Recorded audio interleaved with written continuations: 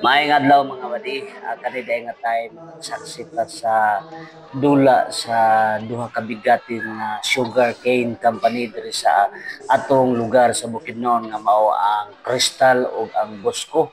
So mao ni ang lama player sa Bosco kini naka green, dayon kining naka blue mao pud na ang player sa taga Crystal. So grabe ka the best kaayo nga game kay first ever exhibition game ni siya sa duha ka company.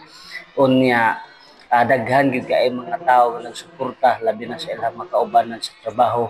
Unya matching kay ang dula sayang lang kaayo ang mga serve sa taga Bosco usahay kay dili manulod pero enjoy gihapon sila gibuhat gihapon nila ang tanan para sa ilahang nga team o napo di ay ang ilahang owner sa Crystal si Sir Lubrigat nagtan-aw diha sa dapin kanan nakaputi.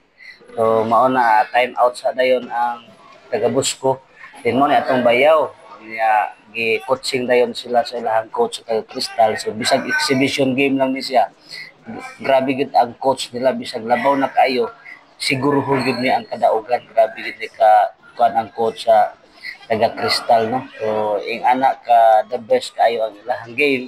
Then hopefully nga sunod tuig aduna na po mahitabo nga exhibition game sa duha ka company.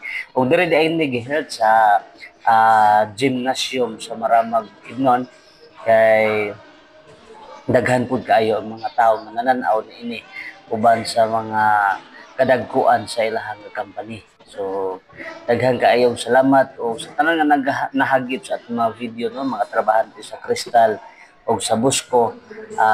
Salamat kayo sa inyong pag-share, pag-follow sa atong Facebook page. Ala ka grabe ka the best kayo nga vlogging nga higala.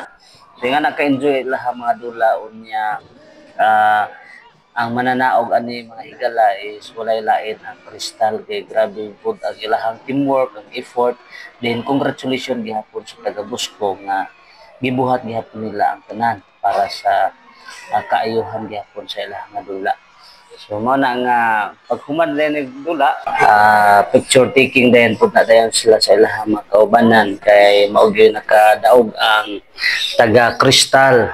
Alright, so at least nga enjoy gid kay ang dula. So igo lang kita ni saksi din ni suporta sa ilahang dula kay at least makita pud nato ilahang mga hulagway. So picture taking uban pod sa mga kining kaubanan. Okay, so ang pinakadabis ani ipakita gyud ang sportsmanship, mapildi o mudaog ang importante nga ma-enjoy ang dula unya no hurts feelings ta diha mga higala. Okay, so pag humandi ayon diana ang duha ka team nag kuan pud sila og picture taking as a remembrance sa ilaha sa year 2024 nga first exhibition game. Alright, so pa-picture po ta sa atong bayaw. Mo na atong isuportahan guys. Thank you for watching. God bless.